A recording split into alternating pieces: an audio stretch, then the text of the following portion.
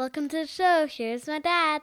On this episode of the Infant Adoption Guide podcast, we talk about adoption scams with Hal Kaufmann, a dad through adoption who's been working for more than 10 years helping hopeful adoptive families successfully navigate the adoption process.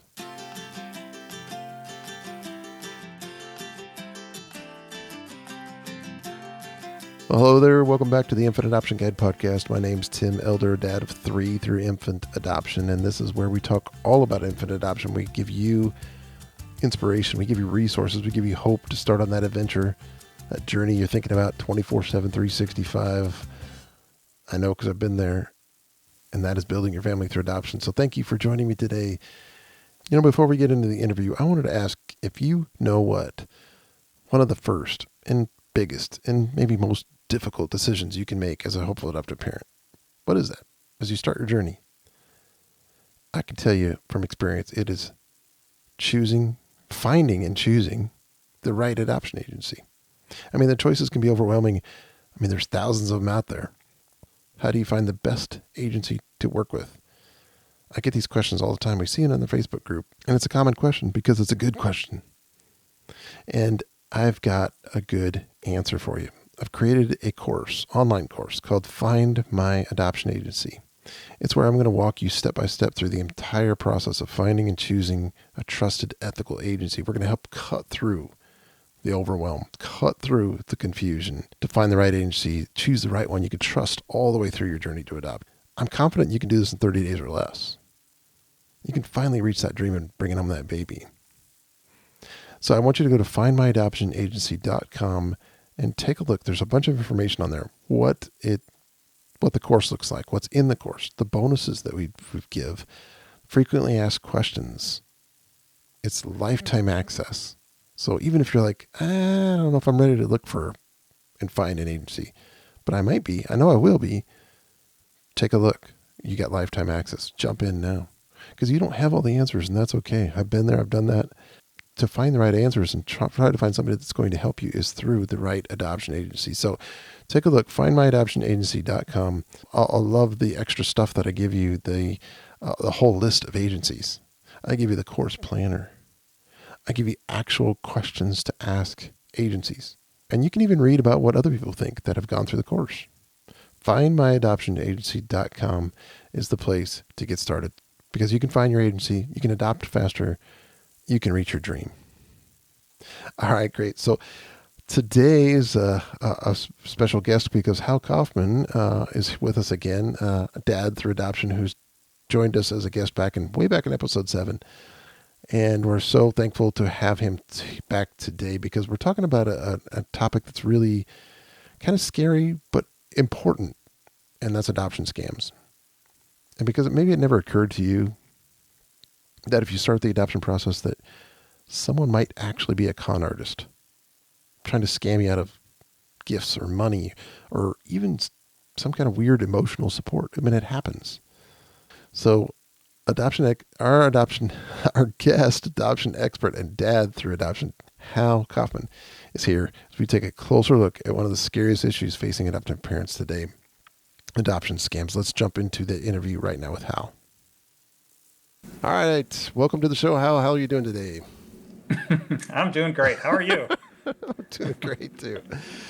We laughed because we were having had a little bit of technical difficulties before we started, but we worked through it. 2 guys figured it out. So thanks, Hal, for joining me today on the show. And you were one of my earliest guests on the show back in episode 7, where we talked all about adoption advertising and networking, and that's still one of the most downloaded episodes. So hey, we're back to do it again. And I'm thankful to have you back. Also, a great topic today in adoption scams and fraud, and we'll get into what all that means. But I wanted to quickly, if you could, just share what your adoption story is, how you came to adoption, and what you do now to help folks. Thanks for having me, first of all. It's good to be back. That was a long time ago, episode 7. I know. You're hitting 3 digits, triple digits soon, right? Yes. Thank you. That's pretty amazing. So let's see. My wife and I came to adoption like a lot of others, not everyone, of course, but we experienced several years of infertility, 3 years, in fact. And during that time, we tried 5 IUIs, 4 IVFs. We tried ICSI, donor eggs, frozen embryos. Nothing was working. We had a couple miscarriages, ectopic pregnancy, chemical pregnancy, and then just a lot of failure around that. And that's what led us to building our family through adoption. And so near the end of our infertility story, we started looking into adoption, ended up adopting two boys, one in 2005 and a second, our youngest, in 2007. So they are now 15 and 17 years old somehow. We have very open relationships with their birth moms, speak to them, have always spoken to them, met with them in person, hang out several times a year for 15 plus and 17 plus years. So super, super lucky in all of that stuff. A year after my second son was born, I started my adoption advisor, and it was really to help people connect with potential birth parents. It was really to help them market themselves. And it's turned into, in the early years, people were downloading a PDF file, and that was my product. And now I have, 14 years later, have a handful of e-learning courses that people can purchase. I help families create adoption profiles. I turn profiles into websites. I can run Google ad campaigns to bring potential birth parents to their website. And then we have services to help adoption attorneys and adoption agencies as well, primarily in the website development and Google advertising worlds. So very lucky to still be doing what I started back in 2008 in this space. I feel very fortunate. Absolutely. Yeah. You've done, it's a testament to all you've done, because if you continue to do it year after year after year, there's people are still coming to you and getting your help, and word spreads. And I've definitely seen people through Facebook groups and others that have gone to you and were like, yeah, Hal did a great job. And it's myadoptionadvisor.com to find Hal. And we'll talk more about that towards the end of the interview. But let's dive into a topic for the day, which is adoption scams. And I know you've written about it on your website, and it's been written about on other websites as well. But I wanted to just talk about it here for the folks listening to the podcast, because it's a problem when you go through it. And I think anybody that is going into adoption needs to be aware of it, because it can happen. And I'm not going to say it happens all the time, anything like that, but there are ways that you, as a hopeful adoptive family, can get scammed or have fraud happen to you. And let's just really define that, I guess. Hal, first of all, what exactly is an adoption scam? Yeah, I think a scam in general, and let's keep the legalese out of it, but Yeah. A scam in general is when someone intentionally deceives someone else for some type of gain, some type of personal gain. So, an adoption, an attorney, an agency, adopting parents, and yes, potential birth parents can all scam someone else or be a target of a scam. So it kind of works both ways. And a lot of people might think of this as, just birth parent scams, and that's probably what we'll talk about mostly. But, other adopting parents, agencies, attorneys, all also can be perpetrators of fraud or a scam. And oftentimes it's about money. But we'll talk about, I'm sure, it's not always about money. Sometimes it's about just getting attention too, and some love. So yeah, that's at least how I define it in sort of English definitely terms. Yeah, and there's two, as far as I know, and I've seen or heard about, is two different kinds of adoption scams. One is, like you mentioned, for money, and the other one is, I consider, an emotional scam. So you're not really getting anything out of it other than some kind of emotional high or some kind of an attachment thing where it's just, you can't even explain it. You don't even understand it, why somebody would scam you just for some kind of emotional gain. But it does happen, and I've seen people go through our Facebook groups and other things that are dealing with those kinds of emotional scams, and they're just as painful, if not more, than a financial scam. And I've read where you wrote on your website that hopeful adoptive parents should really just be aware but not paranoid when it comes to adoption scams. What do you mean by that? Yeah, it means being aware that scams can occur, and being aware of some of the red flags, but not being so worried about it, so frozen by it, that it impacts your interaction with others. Because ultimately, you're trying to build some kind of relationship with another human being. So if you have this wall in front of you because you're just so terrified of being taken advantage of in some way, it's going to be pretty hard to build a relationship, to be your authentic self when you're feeling that way. So it's, putting it in your head, being aware of what some of these things are, but not being so paranoid that it affects your behavior and who you are, because again, you're trying to get to know someone, and so you have to share your authentic self with that person. Yeah, it's true. I mean, you're already going to be emotionally tied in. You just have to be aware that something like this could happen and look out for potential things, maybe some red flags that would show you. And we'll get into that in a little bit. But Yeah. how often do you think families, I mean, there's no statistics. I know that for sure. But how often would you guess that families get scammed? I mean, you get probably 10 to 20,000 people a year that are adopting, maybe more. It's hard to get, nobody gathers all these statistics up, but how often would you say families get scammed? A family I gets mean, scammed? you're right. I mean, there are no statistics, so I have no idea. I mean, I could guess 10%, but I really would have no idea if that's real. I think, I don't think it's that frequent, but I'm not sure that matters, because if it happens to you, that's the problem. And no so, question. if it's 50% or 0.5%, doesn't really matter if it's not happening to you or if it does happen to you. So I think the key is, since we don't really know the numbers, people aren't calling the FBI, or not enough people are frankly calling the FBI. Even if everyone who was a victim of a scam is letting the FBI or some authority know, no one's collecting that data anyway. So Right. we don't really know. So I guess all we can do is, try and be smart and protect ourselves in some way as we go through the process. Yep, great answer. I think that's absolutely true. The only thing we can go on is what agencies sometimes put out, because they get that question asked of them too. So I would say, if I had to guess, I'd say less than 5%, but who knows? I agree with you. Let's just move on to how we can deal with it and look for red flags and things like that. Do you have a story that you could share that maybe illustrate how a family can get scammed? I think we've seen these in the newspapers or online with these real dramatic ones where somebody gets scammed out of tens of thousands of dollars. Do you have a story that you could share that would illustrate that? Yeah, I have a course called Identify Red Flags and Avoid Adoption Scams. It's an e-learning course on our website, and I'd never experienced this firsthand. And so when I created this course, I talked to people who did experience it firsthand, and kind of took what they experienced and their tips and developed the course around that. So I don't have a story per se, but I think what might be useful is talking about, well, what are some of these red flags? That's what we're talking about here. So in this course, and I'll give you a bulk of the course, frankly, for free. In this course, I categorize, probably 30 or 40 different red flags into 4 different categories. And the first category I call, just the facts and why I can't ever seem to get them. And that category encompasses things like, someone who always has a reason for not sending requested documentation, for example, or they want to keep this, quote unquote, just between us and not work with an attorney.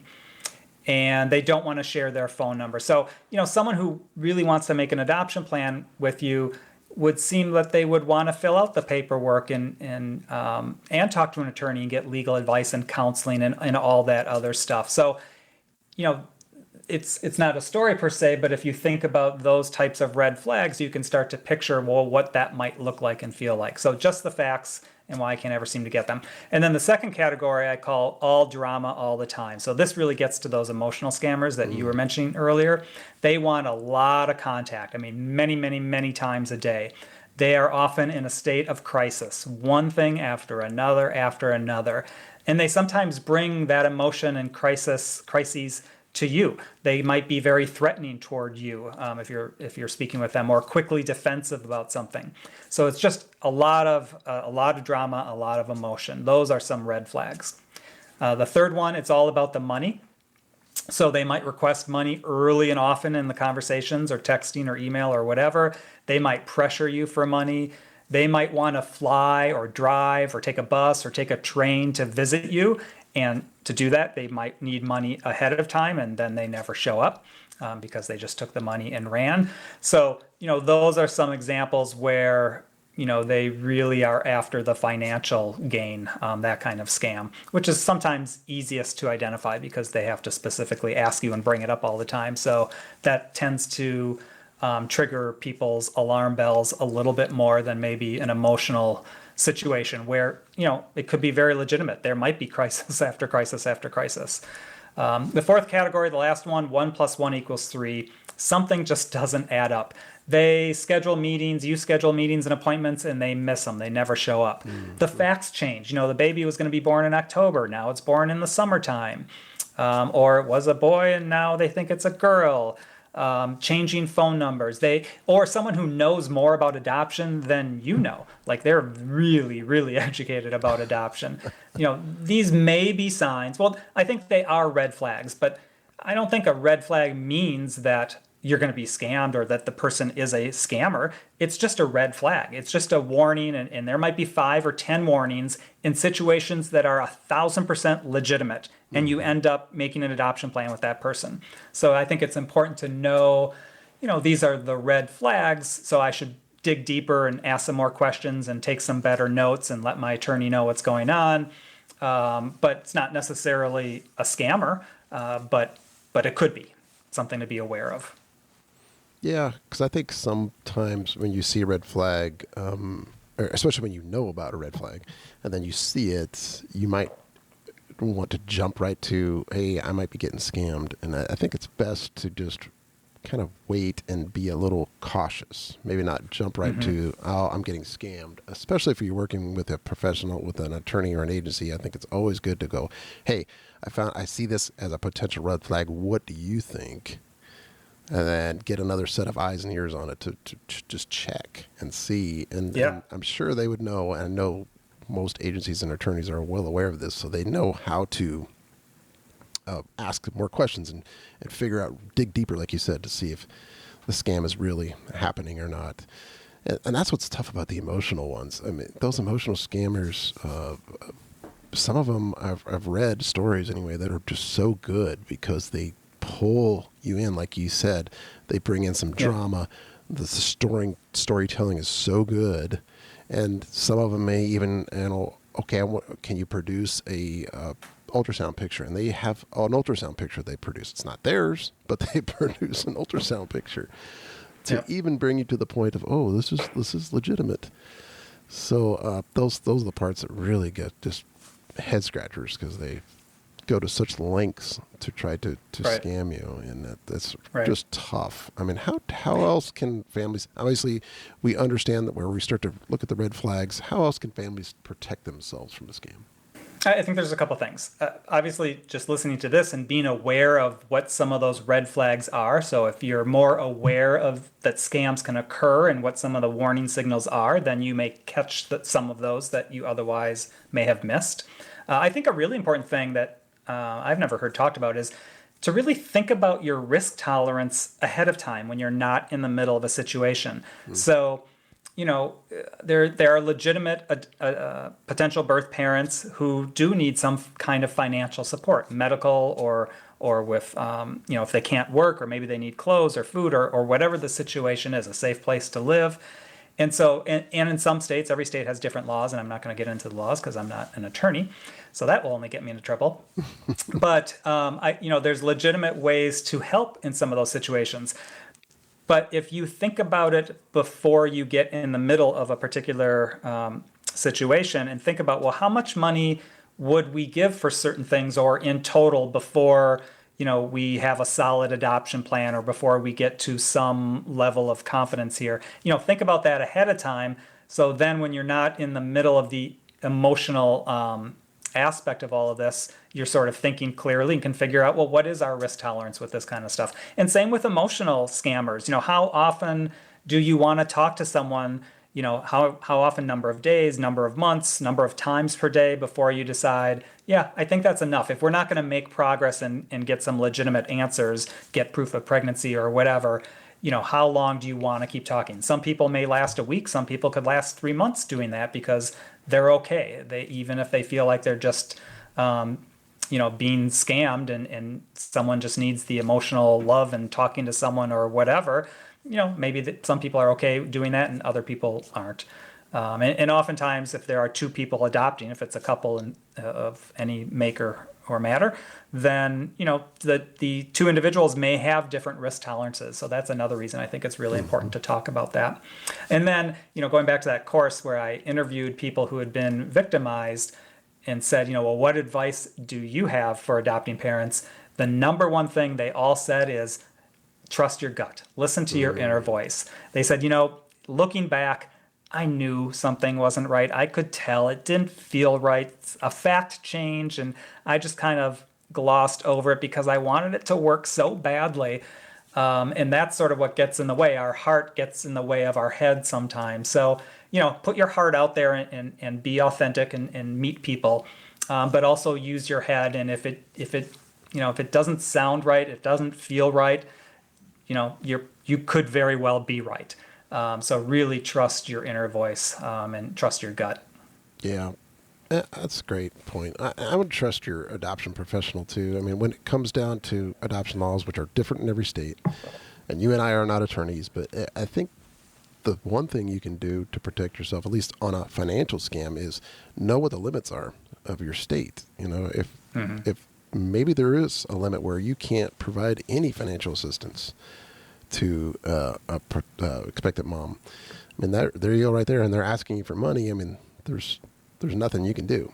Or if there's a limit, like there's only $2,000 that you can give, and they're constantly asking for more, what the limits are, working with your attorney. So that's an easy answer. You're right. Yeah. Right. Because then you can say, I would love to do anything for you, but the law is the law. I have to follow the law, and this is all I can do. But I'd love to keep talking with you, or whatever. Mm-hmm. And if they walk away, they walk away, and it either wasn't meant to be or they were trying to scam you. Yep. So that's a definite one for a financial scam.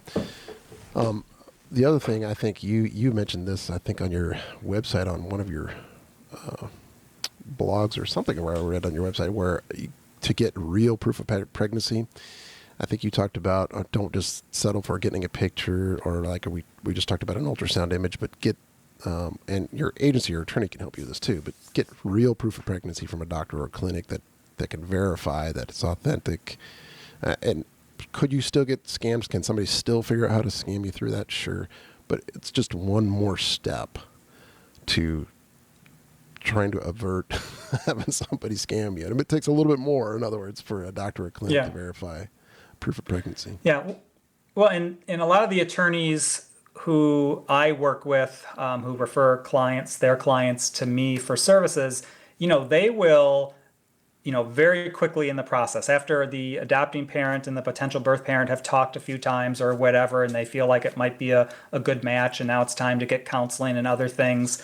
So the adopting parent will ask, well, would you like to talk to my attorney? She or he can help you through these next steps. Sure. So then they have that conversation. One of the first things the attorneys will do is get the appropriate forms signed, so the attorney themselves can not only get the paperwork from the clinic or hospital or whatever, but can contact them and verify that, I got this paperwork on this patient. Looks like she's having a girl due whenever, just want to verify that. And the hospital will say, or the clinic will say, I have no idea who you're talking about. We don't have anyone by that name. Or, Susie is that all sounds about right.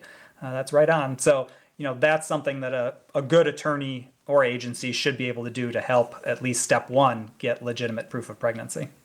Yeah, that's a great point. And it leads me to my next question about if somebody is starting their adoption process and they're not using an agency or attorney, they're trying to do an independent adoption. I mean, eventually you're going to need an agency or attorney, depending on the laws of your state. But say you're trying to match with an expectant mom, and especially through the internet or something like that, or social media, and do you find it would be more risky for a family to do it that way? In other words, be more vulnerable to a scam, I guess. Or if they're working through an agency or attorney to try to connect with the expectant mom? Yeah, I think you're right. Well, no. You're right. I think, we sort of went around there that in the end, you have to work with an attorney, or you probably should be working with an attorney or an agency anyway. You have to get home study approved, so that requires a social worker of some sort. And in the end, you're going to go to court, and you don't have to have an attorney, but sometimes a good idea to have an attorney. So even people, at least the people I work with who are doing a private or independent adoption, have an adoption team, and I'm a member of that team, but they also have an attorney probably who is a member of that team. And so it sounds like the answer should be, yeah, it is more risky if you're quote unquote going out there on your own and trying to connect with a potential birth parent. But I would submit it is no more risky. It is the exact same risk, whatever that risk is, which we don't know, but it's really the same risk if you're doing it right. Because what you're doing is, you're out there networking and marketing yourself, trying to connect with a potential birth parent. You connect with one, you talk or text or email a few times, sort of build some kind of a relationship. It seems like it's legitimate. At some point early-ish on, the next step is, oh, let me have you talk to my attorney because I want to make sure you have proper counseling. You really need to understand your legal rights. I want to make sure you understand adoption and what this really means, and open adoption. And my attorney or my agency, I can help you get another attorney separate from my attorney. No, they'll help you figure that kind of stuff out so you understand what this is all about. And as a part of that process, they're also going to vet the situation and make sure it's legitimate. So you wouldn't go, if this was a surgery, I don't know if this analogy fits, but, you wouldn't go so far down the line that you're performing surgery on yourself. But you might do some research and diagnose or feel like you have a sense of what it is. And so you can go a little bit down the road, but very early on, after you connect with someone, bring them into your normal process where you're going to have that person get counseling and legal advice and be vetted. And so if you're doing that, it should be the exact same risk. I think where people get in trouble is they go too far down the line, and all of a sudden, they've been talking for months, the baby's born, and now you let your attorney know what's going on, and your attorney's like, whoa, man, there are red flags all over the place here. That's too late. You got to bring your team along the journey with you because that's what you're paying them for. That's where they provide value to you.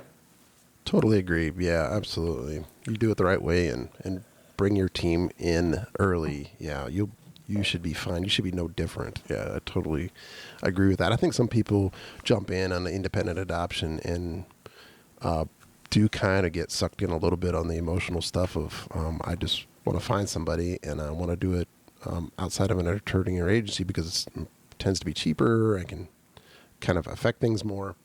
But yeah, you run the risk if you don't do it right.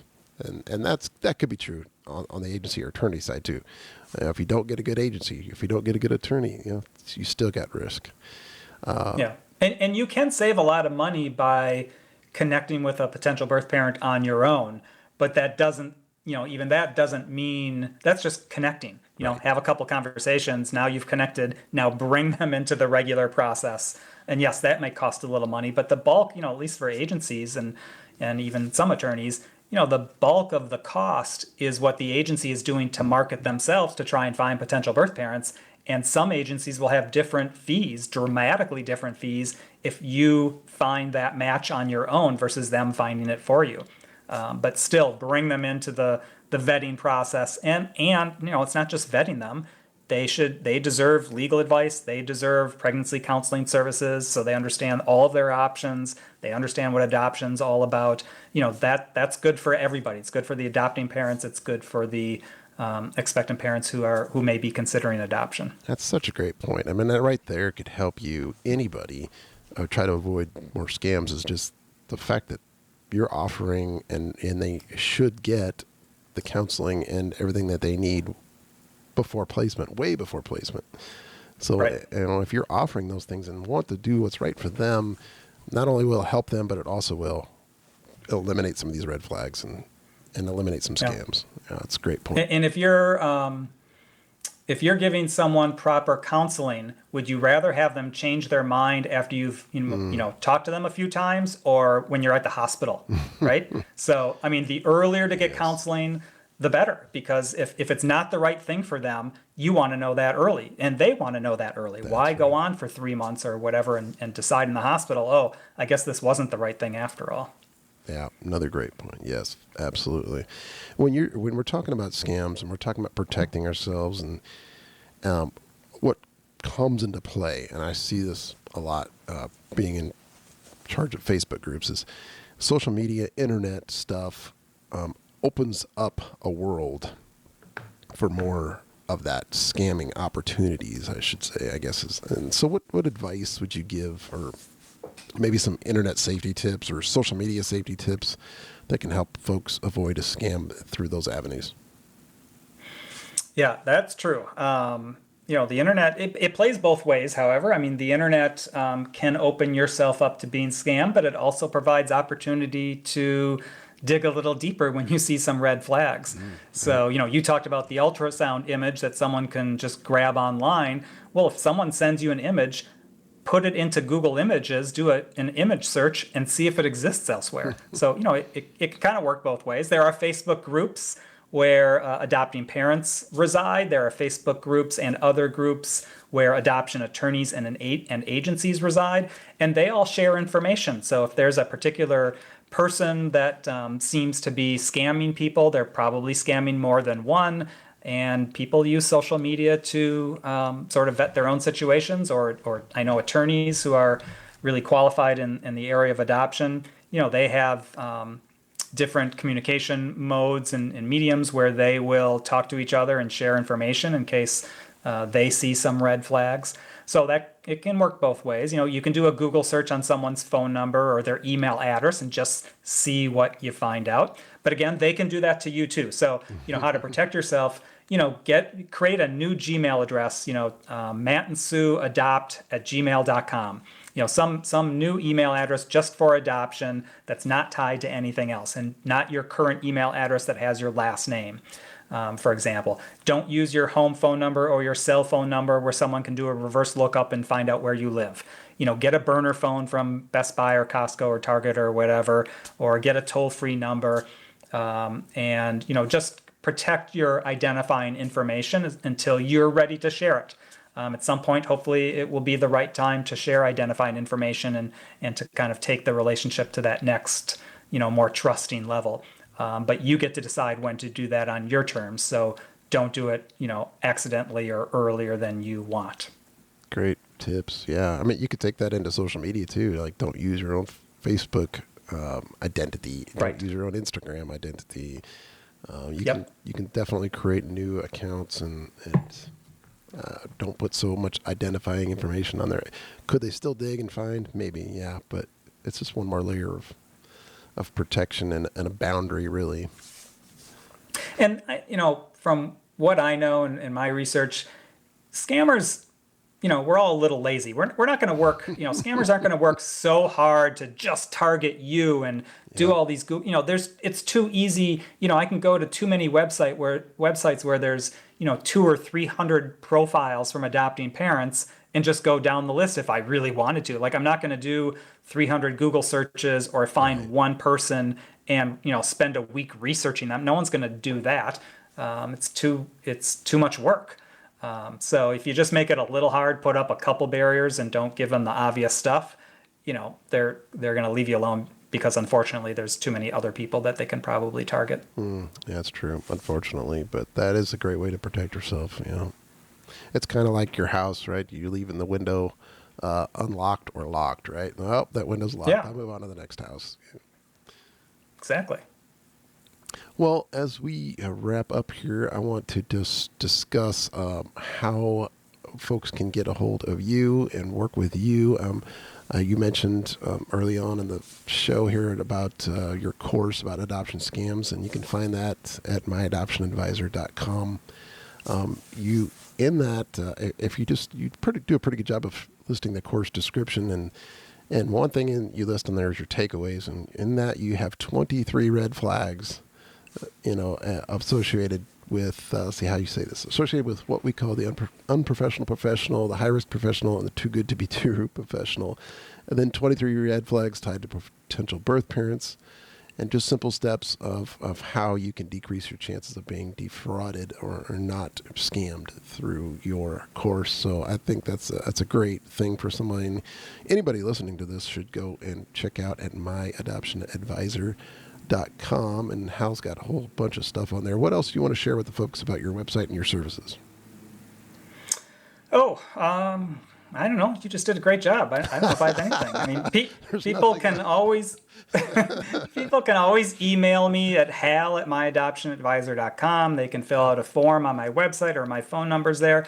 And, I'm really good about sort of like this, just kind of talking to people, sharing information. If I'm not the right fit or I don't have the right service, I likely know who does for you. So I am happy, and it's a small community, as you know, Tim. So, I'm happy to pass you along to other people that I trust, that do things maybe differently or have a different perspective or might be a better fit for you for one reason or another. And they do the same for me.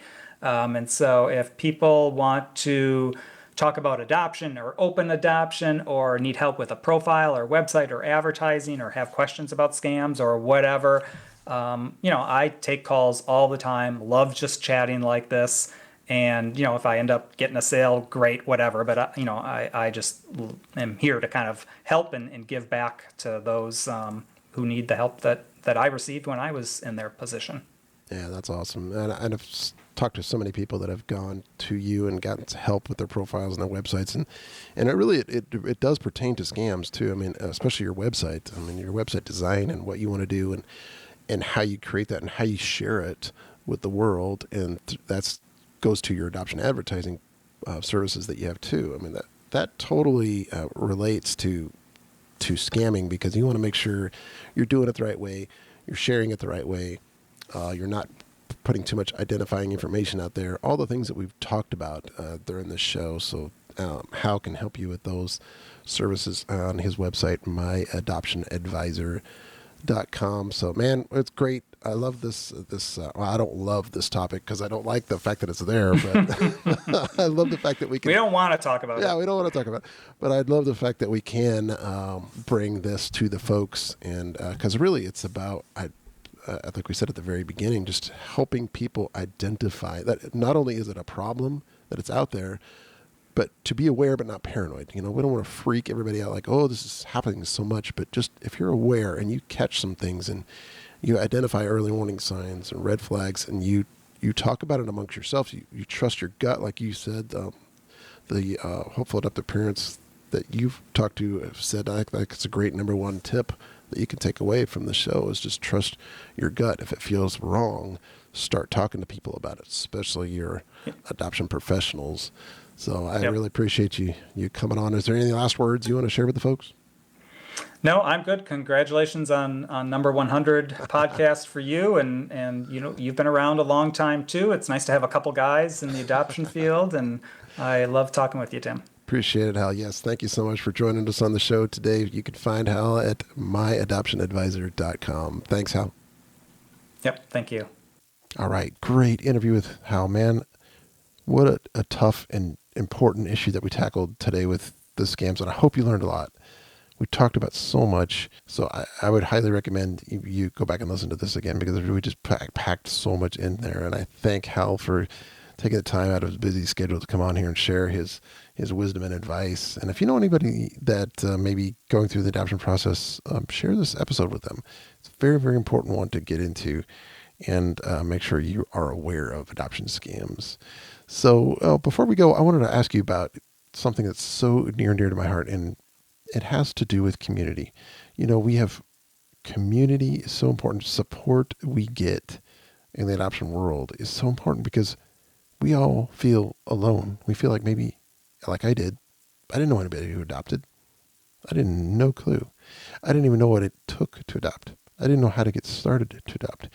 And having a community to jump into is huge. It unlocks hope. It provides hope. And so I'm excited to announce we've created a one-of-a-kind adoption community called the Infant Adoption Guide Membership Community. It's something that I've been working on for a while. Safe online place, not just for those who are considering adoption, but maybe you're already on the path, or maybe you're like me, you're already adopted, but you still need support, because adoption does not end when that baby is placed with you. It's for life. This unique community can come together, and we are coming together, and we're answering questions. We're focused learning. We're doing all the things you can't do inside of a Facebook support group or any other group online, especially with our exclusive small buddy groups. You have just a few people in your group you can establish a friendship with. You can get on a Zoom call. You can get on a phone call. These are people that you could connect with and not feel like you're dumped inside of a group of 10,000 people and you don't know anybody. And I've created something I wish I had when we first started our adoption. This community is going to be amazing. And I want you as a founding member to jump in. And even if we're past the point of accepting founding members and you're listening to this and you're like, I want it in, you can still get in. Jump in, check it out. infantadoptionguide.com/community. All right, thanks for listening. Until next time, you are in my prayers as you go on the journey to build your family through adoption. God bless, and we'll talk to you next time.